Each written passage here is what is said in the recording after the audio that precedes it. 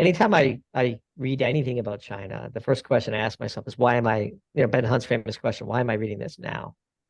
And we recently put a piece out about Kyle Bass's pretty remarkable um, presentation at the Hudson Institute, which, as we said in the piece, the piece was called Critical Leverage. The Hudson Institute never saw a war it didn't like.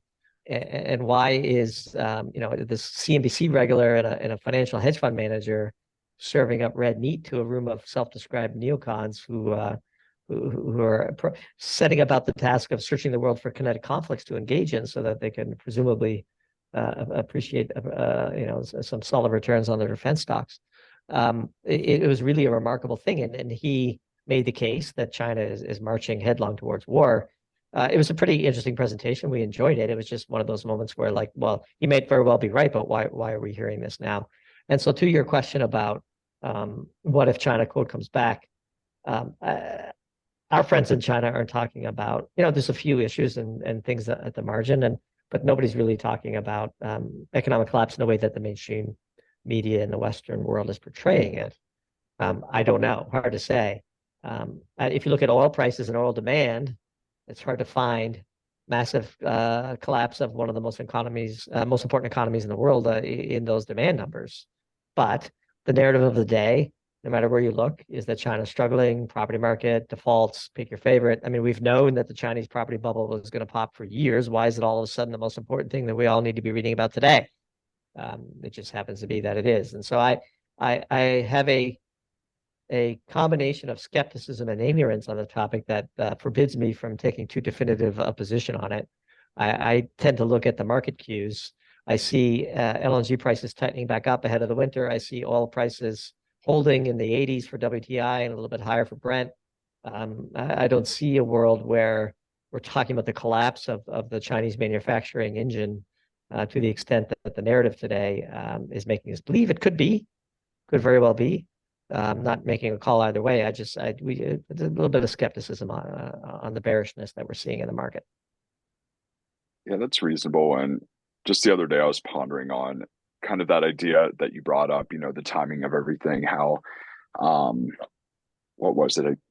Was it 2020 or 21 when China basically just cut off shipments of copper from Australia? And coal. then Yeah, it was coal. It was coal. I thought it was copper as well. Well, for sure it was coal, back to my knowledge of the coal markets versus others. But for sure it was coal. And they rely on Australia for coal far more than they do on copper. In fact, China is one of the largest copper producers in the world, and Australia is not in the top 5. So I would say it was probably iron is what you're thinking of. Okay, iron. Yeah. That would make more sense. Yeah, and just coinciding with, the news flow of the property developers collapsing, it makes you wonder, was that kind of a facade to save cheese some face on, some of the more challenging underlying issues of the property developers, or was it, factual issue that they had with Australia? So the issue just, with the cover story is that Australia was questioning the origin of the COVID-19, and whether it came out of the lab in Wuhan, and that was apparently the source of the diplomatic row that caused them to limit imports of iron ore and coking coal, which are the 2 key ingredients, of course, to making steel. But in the piece we're putting out on copper, the Democratic Republic of Congo is responsible for 75% of the world's growth in copper supply since 2016, and that's all basically Chinese state-owned enterprises in there doing that. And China has set about the task through Belt and Road and various other initiatives of both flipping people on their position of Taiwan and also leveraging resources in exchange for expertise funding, debt, building dams, and all the things the U.S. did in the 50s and 60s around the world in the Cold War against the Soviet Union at the time. And China is replicating the confessions of an economic hitman playbook, and doing so with perhaps a bit more efficiency, as they have internalized the lessons that we should have learned in such escapades. And so, again, I try to understand President Xi and his inner circle and the workings they're in. I would say this is far enough outside of our depth of expertise that I would hesitate to give a definitive answer. I'm a speculator and a reader and an interested one, much like you guys are. All right.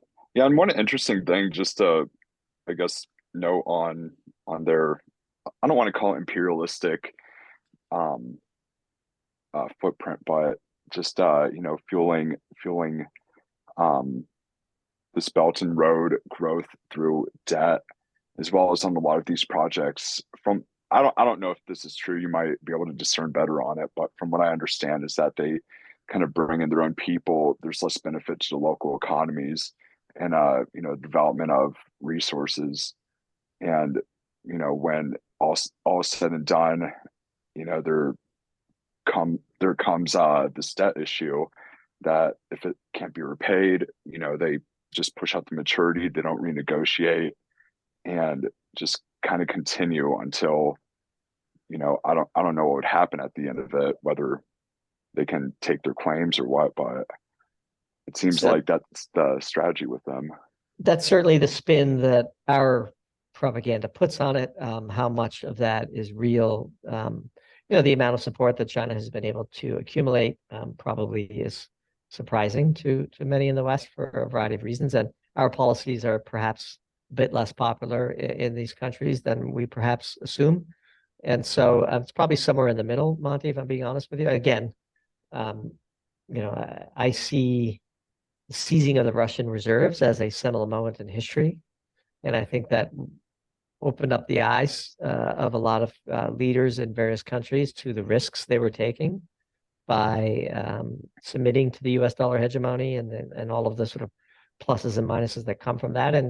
And to the extent that China is executing its own national ambitions, they have been dealt a relatively strong hand to play to those fears. Everybody is observing, but it's very interesting that the non-aligned countries, the global South, haven't really taken a strong stance on the war in Ukraine vis-a-vis Russia and the U.S. sanctions, and we've kind of just allowed that to happen without picking too much of a fight about it. India, in particular, is still doing substantial business with Russia, and in fact, Indian refining of Russian oil is what bailed out the U.S. Northeast from the diesel crisis last summer. And it's something we wrote about in a piece a few months ago.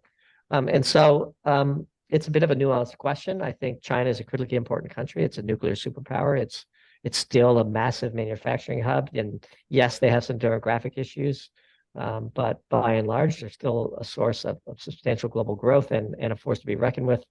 And so I don't see that changing anytime soon. We do worry about conflict in Asia. I do feel that President Xi, by all outside appearances, is kind of operating a Stalinist type leadership strategy based on fear.